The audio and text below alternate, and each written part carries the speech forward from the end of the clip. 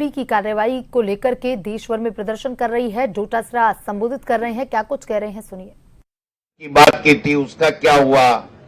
आपने जितने वादे किए, काले धन लाने के वादे हों, चाहे 15 लाख प्रति व्यक्ति के खाते में लाने की बात हो, उन तमाम वादों का क्या हुआ?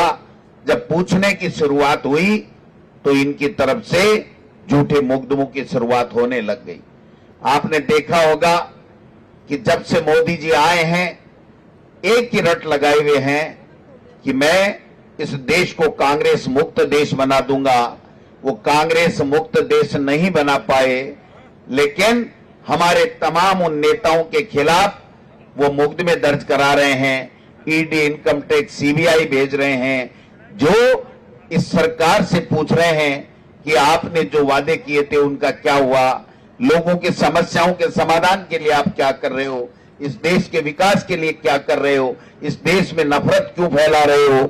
इस देश के भाईचारे को क्यों खत्म करना चाहते हो? उन सब लोगों के खिलाफ ये लोग झूठे मुकदमे दर्ज कराने का काम कर रहे हैं।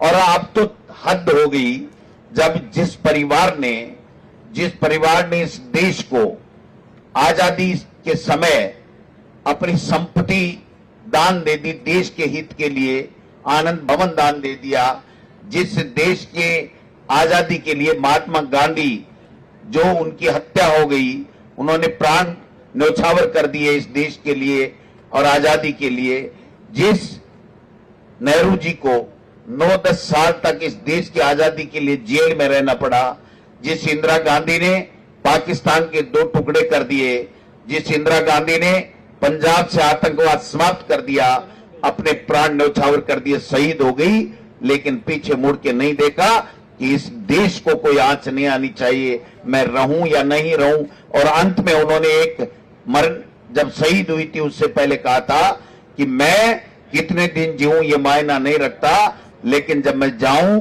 तो मेरे खून का एक एक कतरा इस देश के काम आना चाहिए, इस देश की आजादी के लिए काम आना चाहिए, इस देश के विकास के लिए काम आना चाहिए। और इंदिरा जी के जाने के बाद में जब राजीव गांधी जी देश के प्रधानमंत्री बने तो उनको धमकियां मिली, उनको सब इंटेलिजेंस की इनपुट मिला कि आपकी जान को खतरा है। उन्होंने कहा मेरी जान जरूरी नहीं है, ये देश जरूरी है, ये लोकतंत्र जरूरी है, ये विपक्ष जरूरी है। और इस सरकार को आईना दिखाते रहे कि सच ये है, आप जिस बुलावे में हो वहां पर धोखे ही धोखे हैं।